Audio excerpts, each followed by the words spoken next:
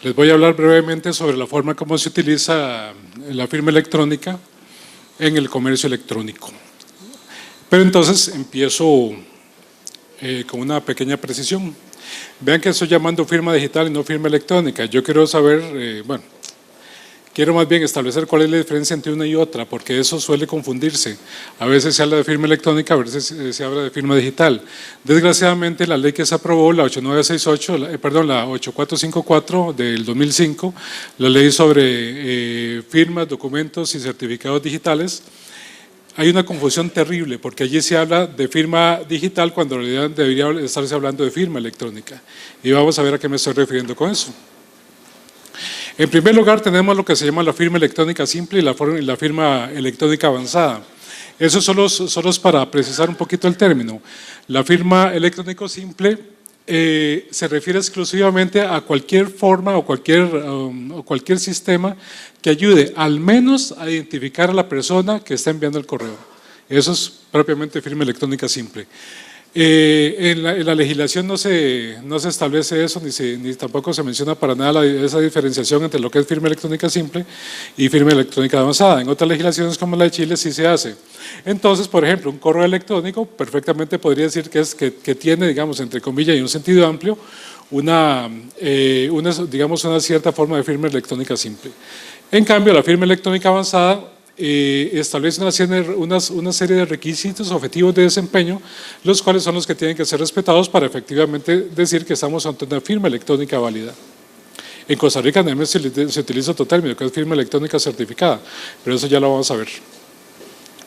Efectivamente, vean ustedes que la firma electrónica es ante todo un concepto jurídico, y en este caso lo que hace es establecer un criterio de neutralidad tecnológica a la hora de establecer el concepto.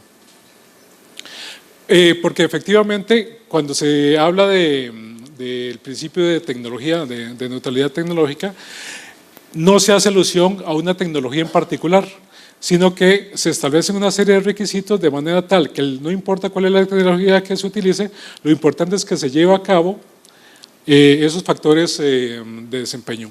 Mientras que la firma digital viene a ser una tecnología en concreto. Ese es el gran error que comete nuestra norma.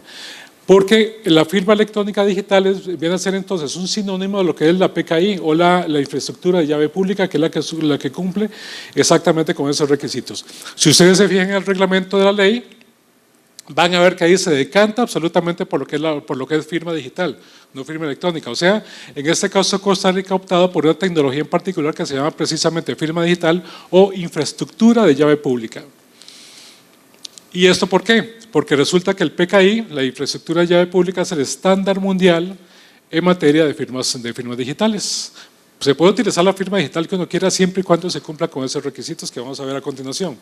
¿Cuáles son esos entonces requisitos objetivos de desempeño de los que habla la norma y que son referentes a lo que se llama firma electrónica avanzada?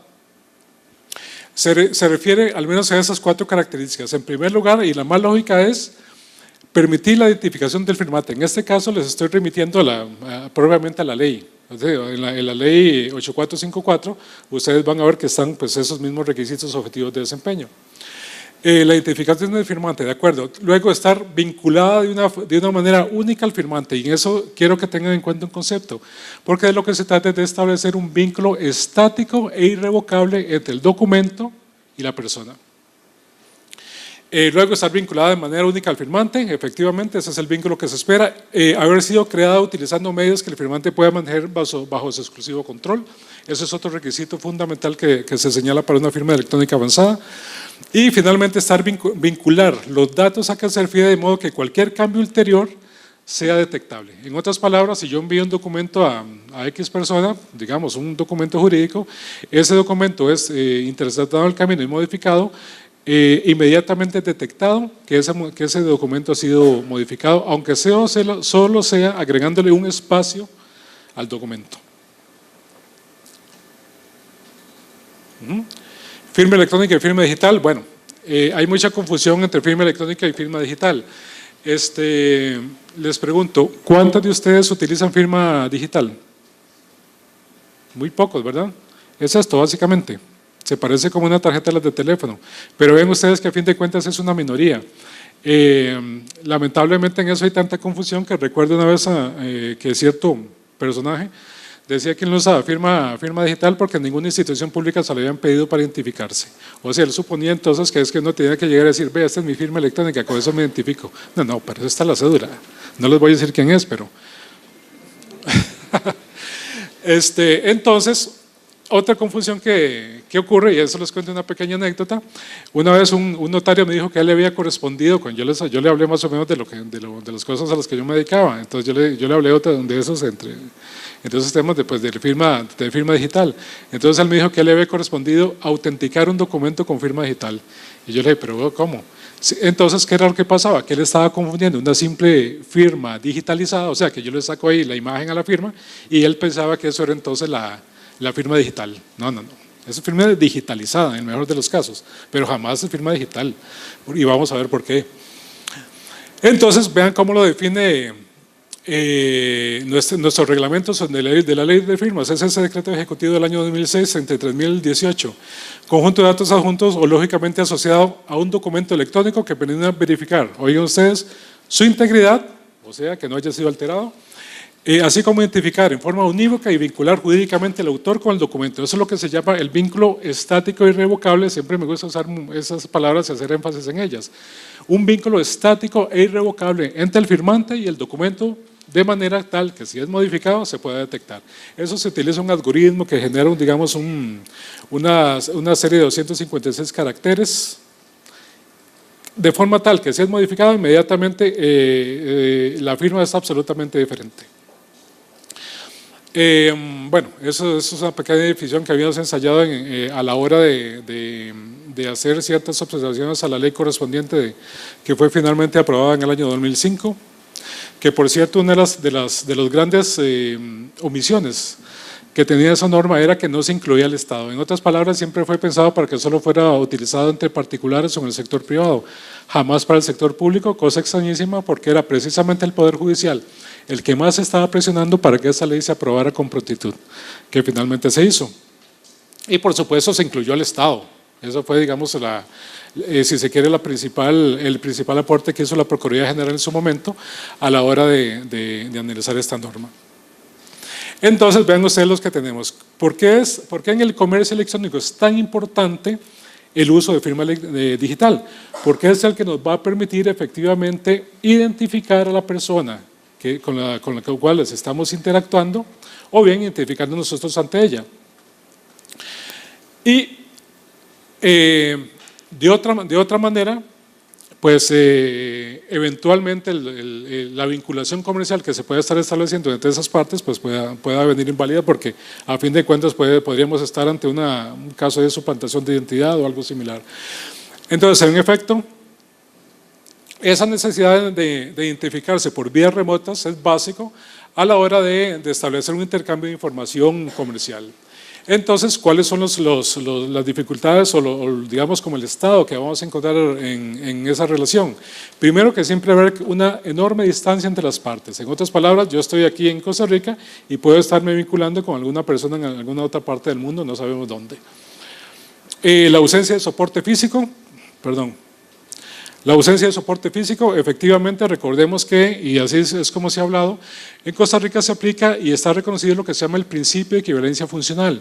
Ese principio de equivalencia funcional, reitero, lo que significa básicamente es que la firma electrónica tiene exactamente la misma validez jurídica que una firma manuscrita. En otras palabras, si yo me obligo a una relación jurídica, no importa si firmo digitalmente o si firmo manualmente.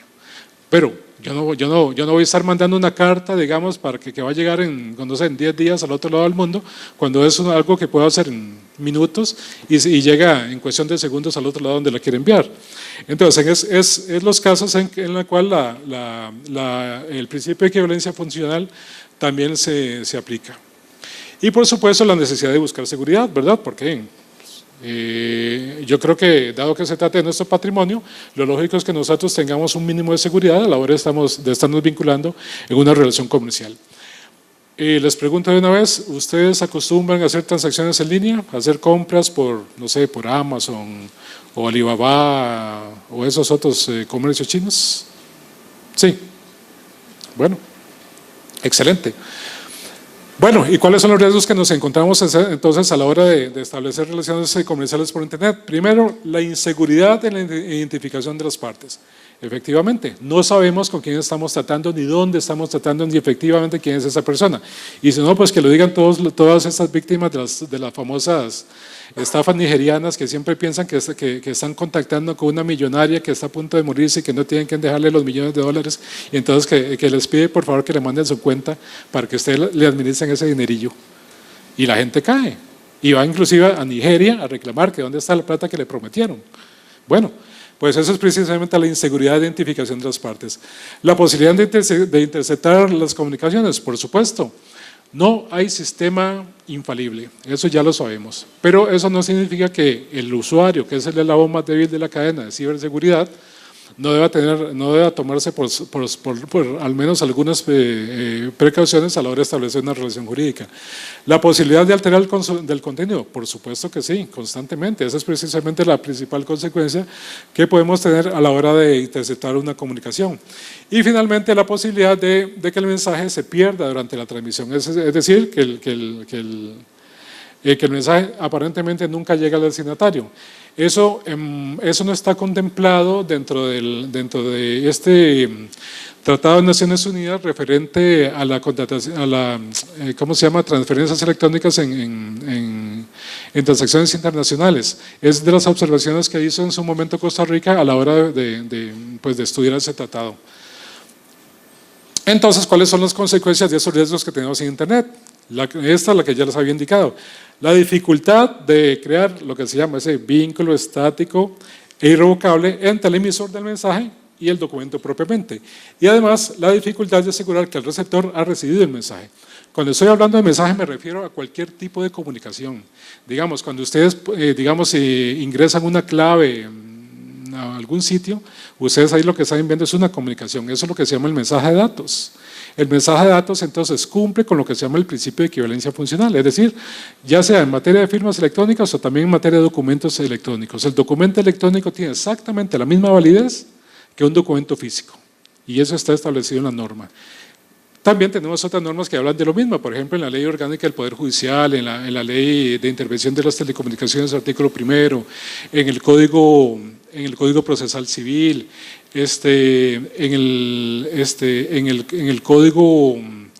en la Ley General de Aduanas, etc. En ese tipo de normativa se establece también esos equivalentes al principio de equivalencia funcional. ¿Por qué? Porque entonces ahí es donde se ve que el documento no solo es un papel, el documento puede ser cualquier cosa, incluyendo registros magnéticos, que es por supuesto la definición básica de lo que es documento electrónico. Requerimientos para identificación y autenticación, eso es muy importante, y aquí es donde ya propiamente vemos de qué manera es que comienza a funcionar lo que es, digamos, el equivalente a una infraestructura de llave pública a la hora de vincularse en Internet. Entonces, todos esos riesgos que hemos visto efectivamente pueden impedir el nacimiento de derechos y obligaciones en Internet o cualquier otra red abierta. Entonces, ¿qué es lo que se requiere? Identificación o autenticación de usuarios, la integridad de la comunicación, el no repudio y eventualmente confidencialidad. Los principales son los tres. El cuarto, referente propiamente confidencialidad, no es requisito, pero siempre es muy importante.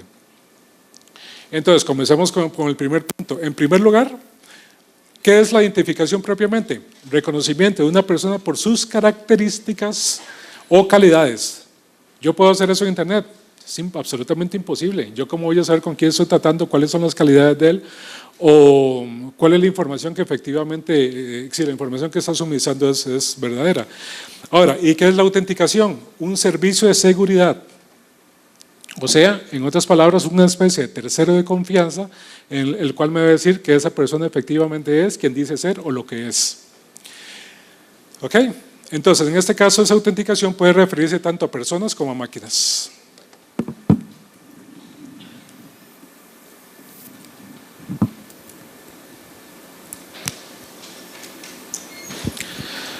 Muy bien, entonces, ¿cuál es ese principal objetivo? Primero, la identificación de entidades. ¿De qué manera se identifica a una entidad o a una persona? Porque recuerden, se pueden autenticar personas o máquinas. En primer lugar, comparando determinados datos obtenidos del usuario con otros previamente almacenados. En otras palabras, toda la información que yo he suministrado a ese tercero de confianza es el que va a permitir que ese tercero de confianza le diga a otras personas que efectivamente yo soy quien digo ser, o que el equipo que estoy utilizando es efectivamente lo que yo digo que es. Entonces, ¿cuáles son esos mecanismos de identificación de entidades? Son básicamente 4. En primer lugar, las pruebas de conocimiento. En este caso, ya se los he indicado, yo, usuario, suministro cierta cantidad de información a esa máquina, digamos, datos que yo conozco. El ejemplo típico es el nombre y la contraseña, y lo que ustedes hacen cada vez que se loguean en, no sé, en una red social o digamos en un cajero automático, etcétera. Pero tienes un inconveniente que son precisamente el olvido de claves o uso descuidado. Un segundo mecanismo de identificación viene a ser las pruebas de posesión. Eso es lo que se llama algo que el usuario conoce y algo que el usuario posee. Caso típico, las tarjetas magnéticas. ¿Por qué? Porque se supone que solo yo soy el que va a tener, digamos, la tarjeta del cajero automático y solo yo voy a saber el PIN de mi tarjeta de crédito o de débito según corresponda. Entonces, en ese efectivamente acredito mediante ciertos objetos que yo soy yo y que solo yo puedo poseer. En este caso, tarjetas magnéticas o chips inteligentes, etc. Por supuesto, el gran inconveniente es que pueda ser sustraído o perdido, o bien que sea clonado, mediante los famosos skimmers. U otras formas, digamos, que también suelen clonarse en otros sitios similares. Una tercera forma son los que se llaman la prueba de actividad, en el cual el sistema lo que hace es comprobar cierto comportamiento de las personas, digamos, que puede ser la forma como firma. Y en ese caso, entonces, puede ser la similitud de la firma, la precisión, la velocidad, etc. Eso ya es del campo propiamente de ciertos campos forenses que se dedican concretamente a lo que es el estudio de las firmas, y esos precisamente los detalles que ven: similitud, precisión, velocidad, etc. Pero el inconveniente es que ciertas firmas sencillas pueden duplicarse, o bien, como les había indicado antes, que una firma sea escaneada. Entonces, si yo en algún momento he mandado una firma escaneada a cualquier lado, voy a tener el inconveniente que esa firma perfectamente puede ser reproducida y luego insertada en otro documento. Entonces, eso va a parecer que el documento aparentemente fue firmado por mí, cosa que pues, ya sabemos que es perfectamente válido. Pero en ese caso lo que se aplica es lo que se llama una presunción iuris tantum, es decir, una presunción que admite prueba en contrario. Finalmente está lo que se llama la autenticación biométrica, que es también bastante conocida y que se ha ido implementando propiamente. En este caso, ciertas cualidades físicas del usuario, como puede ser el iris, la retina, las huellas dactilares, la voz, que tienen muchas ventajas porque aparentemente son únicas, pero también tienen cierto grado de sensibilidad que ya no permiten entonces ser utilizadas. Por ejemplo, si yo tuviera las manos mojadas en este momento y quiero acceder a mi teléfono celular, el celular no me va a reconocer mi huella digital, aunque yo le haya puesto varias. Entonces, esos son varios de los convenientes que puede tener, entre otras que tenemos por allí. 5 minutos. Bueno, entonces, la finalidad de los servicios de identificación, ese es el segundo objetivo, es vincular a la entidad o a la persona mediante, otra vez, vean que quiero hacer énfasis en esto, creando el vínculo estático y irrevocable entre el firmante y el mensaje firmado. ¿Eso cómo lo logro? Vamos a ver. Está el segundo principio, bueno, denominado precisamente integridad de la comunicación. En este caso, de lo que se trata es que en procesos llamados autenticación de origen de datos se pueda vincular mediante un código entre el dato propiamente y el documento. En otras palabras, yo no puedo rebatir que yo haya firmado ese documento si yo estoy utilizando algún tipo de sistema similar, o bien si estoy usando una firma digital que ya sabemos está basada en infraestructura de llave pública, que a fin de cuentas son sinónimos.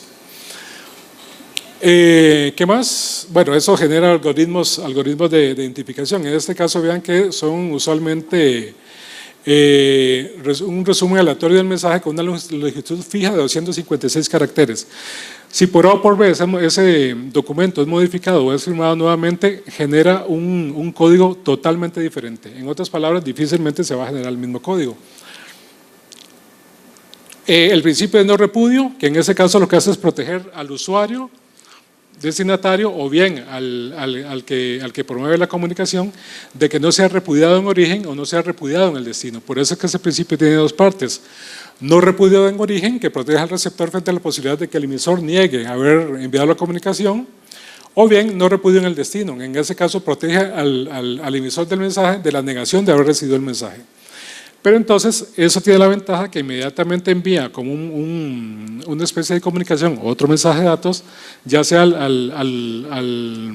destinatario o bien al emisor, de manera tal que ese documento se certifique que efectivamente fue enviado por él o recibido por el otro. Bueno, la confidencialidad, que en este caso no es requisito para el nacimiento de obligaciones, pero sin embargo siempre es muy importante que esa confidencialidad se dé. ¿Y cómo se da? Precisamente mediante lo que se llama la encriptación de los documentos. ¿Cuántos programas actualmente permiten esa posibilidad de encriptación de documentos? Bueno, ciertos, digamos, como el Word lo permite, los documentos PDF, especialmente los de Acrobat, que aunque en teoría no se puede modificar, sí permite firmar. Lástima que no dan de tiempo porque me encantaría mostrarles cómo se firma en Word o cómo se firma un documento en PDF. Y está la parte de criptografía, que es la que nos permite establecer el nivel máximo de lo que es propiamente confidencialidad, que en este caso tenemos la que es la simétrica y la asimétrica. La criptografía simétrica es la que todos utilizamos, por ejemplo, a la hora de hacer uso de un cajero automático. ¿Por qué?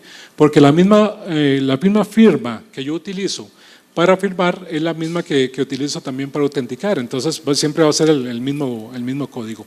¿Cuál es la dificultad con eso? Que perfectamente eso puede ser hackeado o puede ser obtenido de X manera. Entonces, la única manera mediante la cual yo puedo lograr que el destinatario del mensaje tenga acceso a esa comunicación es que yo de una vez le mande el código, y eso es absolutamente absurdo. Por eso es que la infraestructura de llave pública lo que utiliza es un sistema que se llama asimétrico, en el cual utiliza un par de claves. En ese caso es la clave privada, en la cual es absolutamente secreta, yo no se la voy a dar a conocer absolutamente a nadie, y luego está la llave pública, que la llave pública sí yo la puedo tener y puede estar ahí establecida en cualquier parte sin ningún problema. Vamos a ver, se supone que en el certificado digital viene no solo la clave pública, sino también la clave privada. Que esa, por supuesto, yo no se la doy a nadie, pero la clave pública yo se la puedo dar a los demás para que puedan abrir los documentos que yo les puedo enviar. Entonces, eso se cumple, esa criptografía simétrica se cumple precisamente en lo que se llama la firma digital, pues que combina precisamente las claves asimétricas junto con funciones unidireccionales. Eso es lo que se llama el resumen hash, que es lo que decía, es una función resumen de 256 caracteres. Entonces vean qué interesante, porque en realidad no se firma el documento, sino lo que se firma es el resumen de esos documentos. Y también pues uno perfectamente lo puede mandar encriptado o lo puede mandar de forma que no se altere de ninguna manera. Esa es la definición que da nuestro reglamento. Vean que la infraestructura de llave pública o PKI, Public Infrastructure, se refiere a una estructura de hardware, software, personas y procesos y políticas que emplean tecnología de firma digital para proveer una asociación verificable entre llave pública y el suscriptor específico que posee la llave privada correspondiente. En este caso, una vez más, y reitero, se crea entonces el vínculo estático inalterable entre el emisor del mensaje y el documento propiamente dicho. Bueno, ya con eso termino. Estos son pues un esquemita de cómo funciona básicamente la firma digital en Costa Rica. Reitero, nosotros tenemos certificación internacional en uso de firmas digitales. Ese certificado digital que les mostré guarda ese estándar internacional que se llama el X509. Y está certificado, repito, ese es el estándar mundial en materia de uso de firmas electrónicas. Bueno, eso es básicamente también la función esa que se llama digesto, etcétera. Que lo podremos ver en otros minutos porque ahora sí ya se me acabó el tiempo. Muchas gracias, espero que haya quedado bastante claro.